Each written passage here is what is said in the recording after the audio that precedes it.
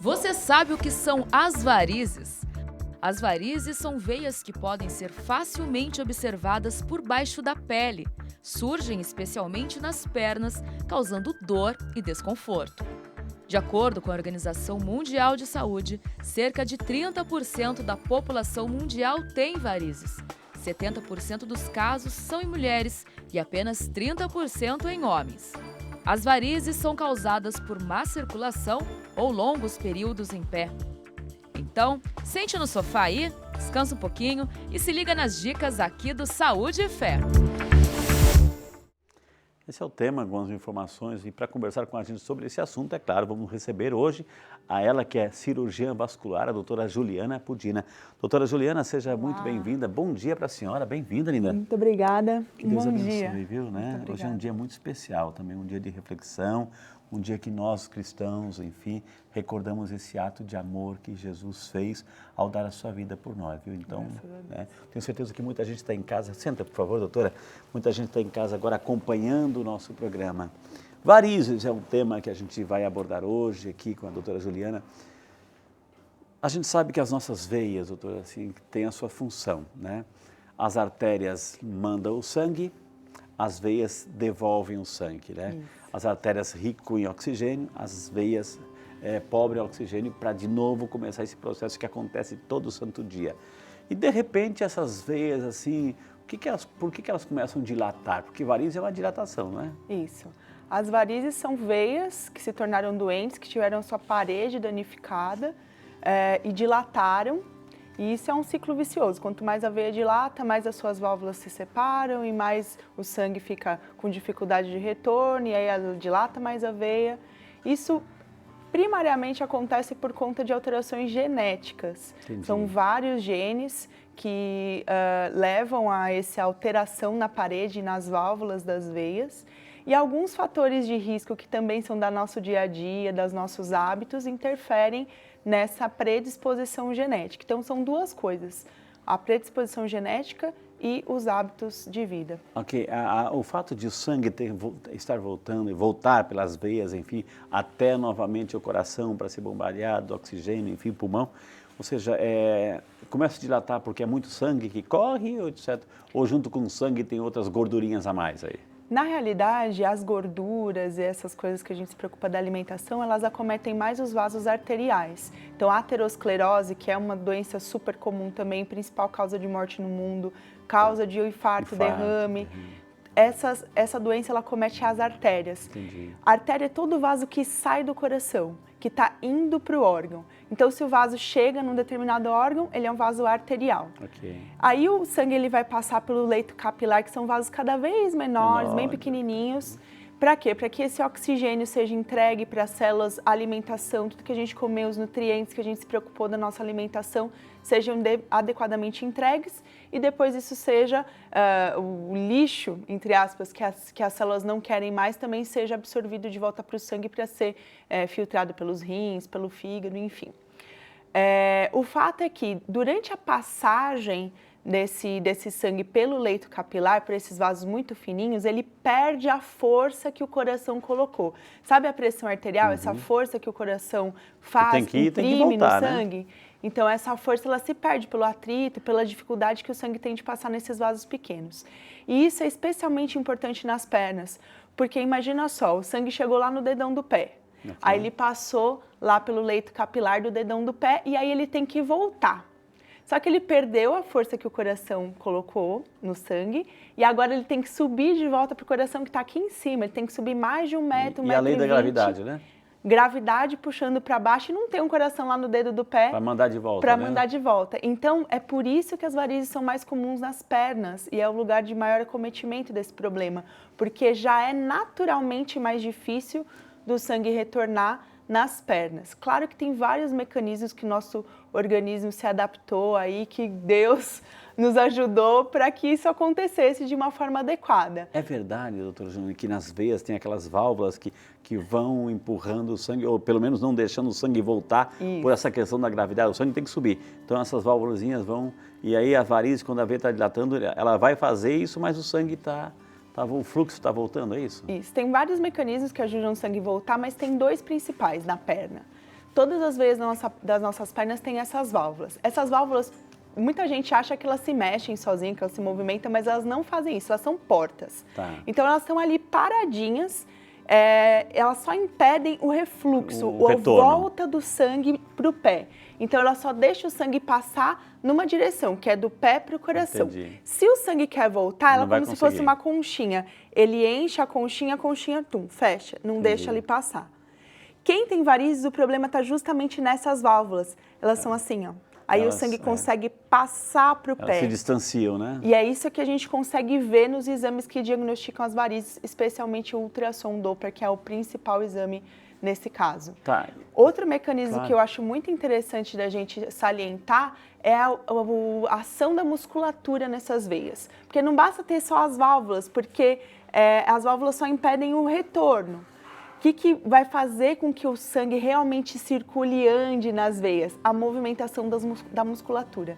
Então, as veias principais, as que carregam mais de 80% do retorno do sangue que chega lá no pé e volta para o coração, são as veias do sistema profundo. Elas estão no meio da nossa musculatura. Então, conforme a gente anda, movimenta a perna, a gente espreme essas veias. Por isso que é importante, doutor, assim, que a gente ouve falar, muita gente que está viajando, vai pegar um ônibus, vai pegar um avião, enfim, tem que sempre movimentar assim a batata da perna, a panturrilha, tem que sempre movimentar ou de vez em quando se levantar, dar aquela caminhadinha para fazer a musculatura trabalhar? Exatamente, exatamente. A gente fala que o coração da perna, é a batata da perna. Então, muitas vezes estão presentes aqui no meio dessa musculatura da batata da perna. Então, movimentar a articulação do tornozelo é super importante. Não só isso, o uso de meias elásticas com a prescrição do médico também é necessário em viagens longas, especialmente viagens maior do que 8 horas, né? Mais longas do que 8 horas. Mesmo a pessoa que não tem varize? Mesmo a pessoa que não tem varize, porque a trombose, que é uma das complicações das varizes, também pode acontecer em pessoas que não têm varizes, por outros motivos. Então, é importante que a gente previna esse problema, utilizando meias elásticas, movimentando a perna e se hidratando bastante. Nos voos longos ou viagens longas de carro, evitar tomar bebida alcoólica, calmante, coisas que façam você dormir e ficar lá parado horas e horas. Isso também é importante como uma dica aí para o pessoal que está viajando. Eu quero convidar a senhora porque a doutora trouxe algumas fotos assim, de varizes. Vamos assim ilustrar o tema de hoje assim. Falando, doutora, então isso aqui está no início, já está, a varize assim é só aquelas veias periféricas ou é um problema que já está vindo lá de dentro para fora, doutora? Bom, as varizes então são um acometimento das veias superficiais da perna. Geralmente não acomete essas veias que eu falei que estão no meio da musculatura. Ela acomete os vasos que estão entre o músculo e a pele, naquela camada de gordura que a gente tem. Então, sempre o sistema venoso superficial é o que vai estar acometido no caso do aparecimento das varizes. Nessa foto a gente vê diversos tipos de vasos sanguíneos, de veias acometidas, pequenas, médias nesse caso, só que ainda é uma perna que não tem complicações relacionadas com as varizes. Então a gente consegue ver aqui desse lado uma veia mais saltada, pequenos vasos, varizes menores. Então a gente, na classificação de varizes que vai de 1 a 6, o paciente que tem a classificação número 1, que é o início da doença, é aquela que só tem uns vasinhos, é aquela que vai fazer aplicações, que não sente nada na perna, que quer tratar o problema só por um motivo estético. Entendi. O grau 2 é aquele que já tem as varizes saltadas, as veias que você já consegue ver o relevo dela na perna. A partir do grau 3 são as complicações, que é o inchaço, o CEAP C3, essa classificação chama-se CEAP. CEAP C3, a pessoa que já tem inchaço. O C4 é a pessoa que já tem aquelas manchas na pele, que é a dermatite ocre. Entendi. Aquelas pessoas que têm a pele bem escura. Isso vai piorando ao longo do tempo se a pessoa não trata as varizes e piora a ponto de causar uma inflamação grande na pele e abrir ferida. Aquelas feridas que não saram, que são super difíceis de tratar. Aí jorra o sangue aí. Tem gente que fica 10, 15, 20, eu já tratei paciente com 40 anos de ferida na perna. Então é super importante tratar a doença no início, quando está assim, porque assim é mais fácil de cuidar. Isso ainda não tem evolui complicação. ou estaciona, ou seja, pode ficar a vida inteira só nisso ou daqui vai aumentando consequentemente? Eu falo que esse é o elo perdido científico da flebologia, que é o estudo das veias. Tá. A gente não sabe quem que é a pessoa que vai passar o resto da vida só com essas varizes, sentindo nada, não vai acontecer nada, e quem é a pessoa que vai evoluir para uma ferida na perna, por exemplo, e vai ter sua qualidade de vida acabada com esse Tem problema. outra foto, doutor? Tem outra foto aqui? Tem. Olha aqui, já nesse é a lateral. Caso aqui, é o mesmo paciente, a lateral. Pé, doutora, a gente vê varizes saltadas e esses vasinhos pequenininhos. Nesse caso, a pessoa pode achar até que pode ser somente estético por conta do aparecimento de vasinhos, mas nessa localização específica, quando tem muita concentração de vasinhos pequenininhos no tornozelo, acende uma luzinha de alerta. Entendi. Por quê? Isso tem um nome na cirurgia vascular, que é a corona flebetásica,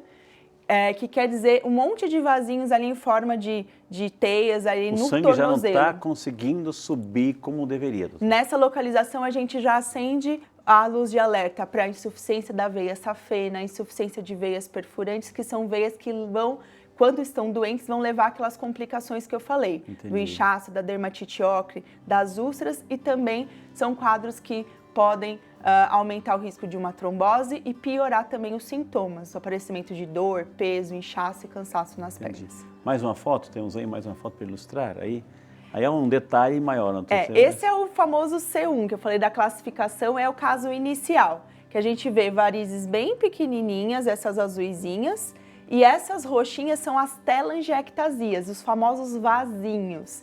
Às vezes se concentra no lugar e fica lá o tempo todo aí, doutora, assim. Mas fica só lá, não tem irradiação, não tem ramificação. Aí é que tá. Não dá para saber só de olhar. Tá. Por isso que a pessoa que já tem isso aqui, vale a pena ir ao médico, um cirurgião vascular, para pesquisar se ela já não tem alguma coisa também em veias mais importantes, como a safena e outras veias maiores, porque isso pode ser a ponta do iceberg. Às vezes a pessoa já tem sintomas, mas visivelmente só tem isso. E aí é obrigatório e mandatório a gente fazer exames para diagnosticar o restante das veias. Tem situações, doutora, assim, que a gente vê pessoas assim que tudo bem, isso aqui está pequeno, está no início, enfim, mas de repente tem assim umas veias saltadas enormes, doutor, enorme, toda, né, tortuosa, enfim. Isso aí já é o estágio, é o 6? Não. Oh, meu Deus. Esse é o 2. O 2 ainda? Olha só que ainda? interessante. É o 2 ainda. Por maior que sejam as varizes, se elas não tiverem causando inchaço na perna, escurecimento do tornozelo e não tiver aberto ferida, ainda não é uma variz complicada. Olha que interessante. Dá para tratar? Por mais impressionante que pareça. Olha, porque realmente assusta. Né? Graças a Deus, tudo dá para tratar. Tá. Então, todos os estágios têm tratamento.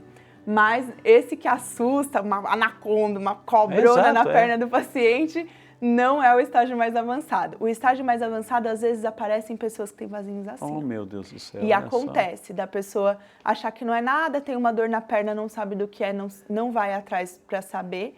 E aí, quando ela se dá conta, ela já está com uma complicação, com manchas na pele que são praticamente irreversíveis. Então, apesar de ter o tratamento, essas manchas são super difíceis de tratar, ou pior ainda, chegar a ulcerar a pele. Ô, doutora Juliana, e pessoas que trabalham muito tempo de pé também são esse é o grupo de risco, as mais vulneráveis, ou seja, as mais possíveis de ter? É um dos fatores da nossa vida, do nosso dia a dia, que interfere no aparecimento de varizes. Então, profissões que ficam muito em pé, parado, e profissões que ficam muito tempo sentado, parado. Quem anda, movimenta, por aquilo que eu já expliquei, tem menos risco, porque está caminhando. A gente foi feito para andar, para se movimentar. A gente não foi feito para ficar parado. Nosso organismo ele foi projetado para se movimentar o tempo inteiro. E vamos continuar nosso bate-papo hoje, nessa Sexta-feira Santa, sobre varizes com a doutora Juliana Pudina, cirurgiã vascular. Doutora, a gente viu as fotos aí, então são os vários estágios, enfim. Vamos falar um pouquinho de tratamento. O que hoje a medicina, a senhora é cirurgiã vascular, oferece aí para levar esperança para as pessoas? Puxa, a pessoa agora está se vendo, olhando no espelho, eu tenho aquela varize, não adianta mais, uma vez pregnada ali, é dali para a morte. Não é bem assim, não é? Tem tratamento? Não é bem assim. Tem tratamento, não tem cura. Isso é uma coisa importante. As pessoas perguntam muito, doutora, mas eu vou tratar, vai voltar as varizes? É genético, é hereditário ou não? Sim, é hereditário. Tem fatores de risco, como a gente já comentou, o fato de ficar em pé, o sobrepeso e a obesidade, múltiplas gestações, então mulheres que tiveram muitos filhos ou filhos muito grandes, pessoas que tiveram bebês gêmeos, então por aumento muito grande do volume da barriga, dificultando o retorno da perna, porque pensa só, o sangue da perna sobe de volta para o coração, passa por dentro da barriga. Claro. Então, pessoas que têm a barriga muito grande porque são obesas, tudo dificulta o retorno do sangue das pernas e aumenta a incidência de varizes. Pessoas sedentárias também. Então, quem já tem a genética tem que se preocupar com essas coisas, manter o peso corporal, fazer atividade física. Evitar cigarro, bebida. Se for engravidar, evitar engordar demais durante a gestação, fazer atividade também física durante a gestação. Quanto ao tratamento, a gente ainda não tem cura e os medicamentos, a meia elástica, são tratamentos para os sintomas da doença, que são dor em peso, cansaço, inchaço nas pernas principalmente. Eles não vão curar as varizes, não vão fazer as varizes desaparecerem, nem vão evitar que novas varizes apareçam. Mas eles vão aliviar e melhorar nossa qualidade de vida para o dia a dia e convivência da doença. Essas meias, a senhora que trouxe também, Trouxe. Elas vão assim comprimir um pouquinho para fazer com que essas veias dilatadas possam fechar um pouquinho mais para que a válvula possa fazer o trabalhinho dela, doutora? Sim, em parte, nas veias que ainda tem essa possibilidade. E também, porque se ela estiver muito dilatada e já destruída, isso não vai acontecer. E a segunda coisa que acontece é a diminuição do inchaço, que é um dos grandes vilões aí, tanto dos sintomas quanto daquelas complicações que eu falei. Então, a meia vai comprimir, fazer essa água aí que está entre as células ser reabsorvida. Então, ajuda demais nos sintomas. De qualquer forma, só tomar remédio, só usar meia elástica não resolve o problema.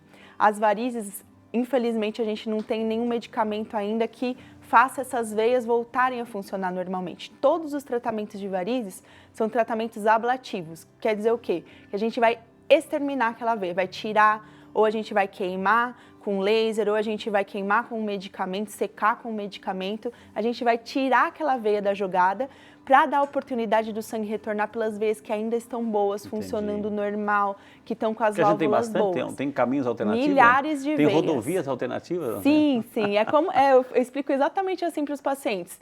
É como se a gente tirasse um trecho numa rua ali que tá atrapalhando o trânsito e fizesse um desvio, o sangue vai passar e depois vai continuar o seu caminho. Agora, se ele ficar ali parado por conta de um buraco na rodovia ali, ele não vai sair dali. A cratera vai aumentar, né? Exato, não vai adiantar nada. A pessoa pode fazer exercício? Uma pessoa que tem varizes pode fazer exercício? Pode fazer caminhada? Pode frequentar academia? Pode e deve. Deve? Deve. Né? Inclusive, isso melhora muito os sintomas. Olha é impressionante. Eu tenho pacientes atletas, por exemplo, que com quadros bem avançados e não sentem tanto dor por conta de serem muito ativos. O tipo de sapato, de repente, um sapato mais duro, para quem tem varizes, prejudica a pisada, porque melhor um sapato mais confortável, um tênis, porque aí vai amaciando também, doutora? A dureza do sapato não influencia tanto. O sapato que mais favorece a circulação é aquele que permite que o tornozelo movimente bastante. Entendi. Isso o pessoal pergunta muito sobre salto alto, porque o salto ele restringe um pouco essa movimentação do tornozelo e da batata da perna por consequência.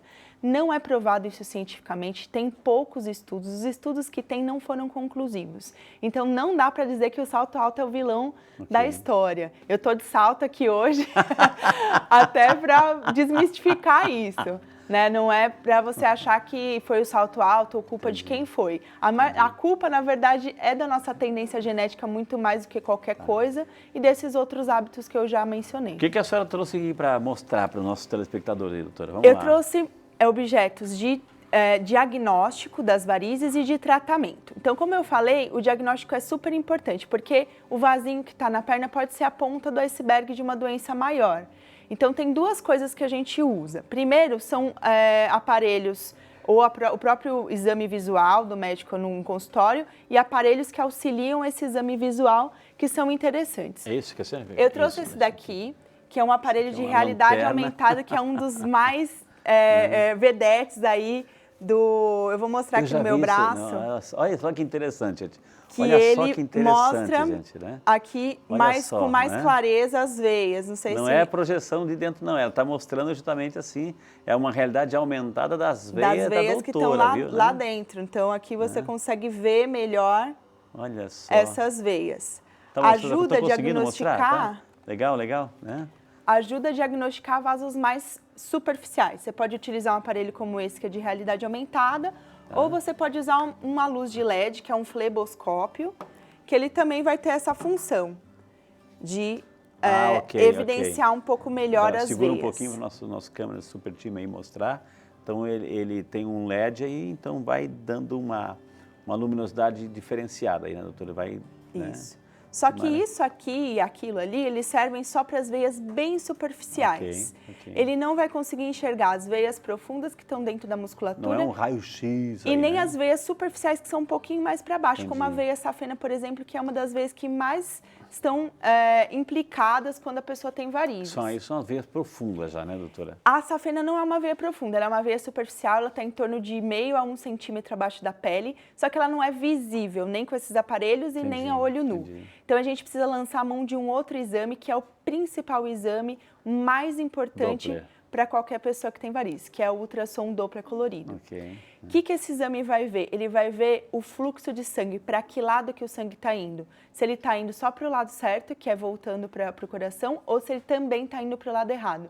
Então você vai olhando veia por veia e vendo se naquele trecho daquela veia o sangue está indo para o lado certo. Eu tenho muita assim, familiaridade com tudo isso, doutora, porque eu fiz todos esses exames, assim, né? Eu tive um cateterismo há um tempo atrás, assim, então eu disse assim, vou ver a perna também, vou fazer um exame, assim, aí fiz isso daqui, né? Lá numa sala escura, aí vi tudo isso aí, essa realidade, e aí fiz também, o médico pediu esse Doppler, né, de Doppler venoso profundo aí, né? Então, graças a Deus, está tudo bem, né? Ai, que maravilha. Graças a Deus. Mas é mais um exame que se oferece, mas vale a pena, e é um exame que não é invasivo, que ele não utiliza radiação, é um exame que pode ser feito no próprio consultório do médico se ele tiver esse tipo de aparelho ou então num laboratório. E é o exame que a gente usa tanto para diagnóstico quanto para planejamento do tratamento. Para eu saber se tem que tratar veia safena, se tem varizes maiores, menores, se é só aplicação, se é cirurgia, o que é que tem que fazer. Doutora, tem mais coisa que eu quero mostrar. A senhora trouxe, eu quero mostrar aqui, doutora. Bom. Então agora vamos falar de tratamento. Eu trouxe algumas coisas de tratamento. Primeiro a temida e famosa meia elástica. Né? Aqui. A meia elástica de compressão, ela é uma meia... É só para colocar, doutora. Essa é a mais tradicional, que é a meia 3/4. Ela vai até mais ou menos 2 dedinhos fora, abaixo, né? do joelho. Ela pode ser de dedinho de fora ou não, isso não influencia. Qual que é o segredo para usar a meia elástica de uma forma mais confortável? Primeiro, aprender a colocar, tem várias dicas, o pessoal procurar aí na internet, no YouTube, vai encontrar vídeos que ensinam a colocar a meia com maior facilidade. Se quiser, eu posso mostrar também umas dicas aqui depois. E de manhã é melhor, doutora? É melhor colocar logo que acorda. Esse negócio de colocar a meia antes de levantar da cama, etc., isso é um mito. Na realidade, na maior parte dos casos, não vai fazer tanta diferença assim se você acordar, tomar seu banho e aí colocar a meia como se fosse uma meia normal que você já ia colocar. Como é difícil de colocar, eu posso colocar um cremezinho na perna para ajudar a facilitar o... Né? Pode, os fabricantes das meias não gostam muito, porque ele danifica as fibras elásticas. Melhor não. Qual que é o segredo? O segredo é o seguinte, essa meia aqui, ela é uma meia de compressão graduada. Então, essa parte aqui do pé e do tornozelo tem mais compressão do que aqui. Então, se a gente fizer o jeito convencional... entendi, como se fosse colocar uma meia normal. Fica muito difícil de você abrir e colocar no pé. E é aqui que a pessoa perde meia hora tentando colocar. Então, não faz isso, gente. O jeito mais fácil de colocar a meia elástica Coloca pela cabeça. Não é pela cabeça nem pelo braço. É o seguinte, é virar do avesso até essa marquinha aqui do calcanhar. Então, você coloca a mão aqui por dentro da meia. Olha só, gente, que técnica aí, você que está... Segura no calcanhar. E não é só para quem tem varize não, hein? Para quem vai viajar, para quem tem dores nas pernas, para as gestantes que ficam com a perna pesada, né? Então segurou aí na marquinha do calcanhar aqui com os dedos por dentro, vira do avesso. Olha a diferença que você consegue abrir para colocar o seu pé, com muito menos força. Então, colocou no pé, é só você pegar daqui e desvirar. E puxar, olha e só, puxar. Gente, isso aqui diminui muito, gostei, né? muito tempo de colocação. Doutor, eu tenho, porque aí o médico falou assim, olha, Frei viaja bastante, enfim, então, quando for viajar, usa uma dessas aí, porque, né, previne, né? Previne muita coisa. Outra coisa que atrapalha muito o uso da meia elástica é que muita gente não usa porque acha feio ou sente muito calor. Hoje a indústria já tem várias marcas, vários tecidos tecnológicos que permitem a respiração melhor da pele, tudo isso. E também meias mais bonitas. Eu até trouxe, porque a mulherada, às vezes fala que é por causa do calor, mas não é. É porque é feia a meia. E hoje em dia, olha essa meia aqui, por exemplo, é uma meia muito mais transparente. Né? E tem a mesma compressão dessa outra aqui. Entendi. Então é só procurar, hoje já tem pela internet, Marcas em várias lojas, várias marcas, várias cores, ó. Essa preta também é uma meia super bonita e de compressão que vai combinar com as roupas e o importante é usar. Doutora, eu quero mostrar, o tempo está correndo, eu quero mostrar o que a senhora trouxe aqui, pelo amor Que de mais? Deus, né? Agora de tratamento efetivo. Então a gente tem tratamentos cirúrgicos e tratamentos não cirúrgicos. Eu vou começar por um não cirúrgico, que é a vedete do momento, é o que está na moda aí, o que se ouve muito na TV e nos programas, enfim, por aí, que é a espuma de polidocanol. O que é a espuma de polidocanol? É um líquido, é um remédio que chama polidocanol. Ele é um esclerosante, ele destrói a parede interna do vaso. O nosso objetivo é destruir a veia que a gente vai injetar. Para que ela passa para o desvio ali, né? Isso. Então, como que a gente faz a espuma? A espuma é esse líquido e aí a gente junta ele com o ar. Então, aqui eu estou colocando ar aqui ambiente. Aí a gente junta com essa torneirinha aqui e faz isso aqui, ó. Olha só, a gente está mostrando aqui, gente, olha só. Isso daqui é para quê? É para a gente preencher... Isso aqui vai entrando na veia. Não, isso daqui eu só estou preparando. Agora eu vou te mostrar como é que fica. Olha só. Que é o que a gente vai injetar isso aqui, ó. Como se fosse uma espuma de barbear, tá vendo? Pode pôr na mão. Olha só. Isso aqui vai dentro da veia? Dentro da veia, para preencher melhor. E não vai misturar com sangue? Sim. Só que, imagina só, se a gente injetar um líquido, o sangue está ali passando, esse líquido ele vai rapidamente ser diluído pelo sangue e não vai ter a ação que a gente quer na parede do vaso. Mas isso aí não vai dentro do sangue, não vai para o coração, esse líquido? Vai para todo lado. Se ele estiver bem diluído, ele não vai causar nada. A grande diferença que fez com que a espuma fosse usada hoje, inclusive para tratamento de veia safena e veias maiores, é que ela consegue ficar algum tempo ali sem se misturar tanto com o sangue, justamente naquela veia que você injetou, porque ela é mais densa. Então, o sangue não se mistura nela com facilidade e ela consegue causar o efeito que a gente quer naquela veia. Depois o sangue vai levar, vai se diluir e não vai causar mais nada porque ela é muito diluída, ela não tem... Então, esse é o top do tratamento aí. Não é o top do tratamento, eu diria, porque não é o tratamento que tem a melhor efetividade, principalmente para a veia safena. Mas a grande vantagem desse procedimento é que muitas vezes ele substitui uma cirurgia. Que maravilha. Então, pessoas que não podem operar, pessoas muito idosas, têm problemas de saúde, por exemplo, que antes a gente tinha que falar, morre com as varizes, morre com a ferida na perna, e não tinha o que fazer, hoje tem. Então, é uma coisa muito legal. E tem as cirurgias. Tem cirurgias convencionais de retirada das veias e tem cirurgias hoje com laser, com radiofrequência, que são cirurgias para safena minimamente invasivas. A senhora voltaria aqui para continuar esse tema, doutora, que está muito bom e acho que as pessoas precisam saber, porque é uma realidade assim que justamente acomete muita gente, viu, gente? Eu vou ter que pedir licença, doutora, assim que, nossa, eu queria falar muito mais aqui, mas olha... Hoje conversamos com a doutora Juliana Pugina, cirurgiã vascular. Quem quiser entrar em contato, tem um Instagram, gente. Entra lá que tem tudo isso e muito mais, viu? Doutora Juliana, _vascular. Tá na tela para você copiar, viu, gente? E, aliás, deixa eu fazer um presente, dá licença, eu que vou ter que levantar a doutora assim. Vem cá, doutora, por favor, assim, rapidinho, né? Nossa, foi até delicado aqui, né? Valeu, obrigada. Doutora, aqui, ó, eu quero fazer a entrega a canequinha do Saúde e Fé, né? Para tomar um chazinho lá, explicando como se trata a varize. E o São Peregrino, que é o protetor contra o mal do câncer, viu? Eu posso sonhar com a senhora aqui de novo, né? Claro. Podemos assim... Posso falar uma curiosidade de São Peregrino? Ele também é padroeiro das úlceras. E ele teve uma úlcera venosa. É o protetor por conta da câncer, penitência, né? Que ele prometeu ficar muito tempo em pé. Que maravilha, viu, doutora, né? Eu sou o divulgador da história dele aqui, né? Que maravilha. Né? Muito obrigado, de coração. A gente volta para o segundo tempo aí do nosso programa, tá bom? Muito obrigada. Posso fazer uma oração para a senhora? Claro, muito obrigada. Que maravilha, gente.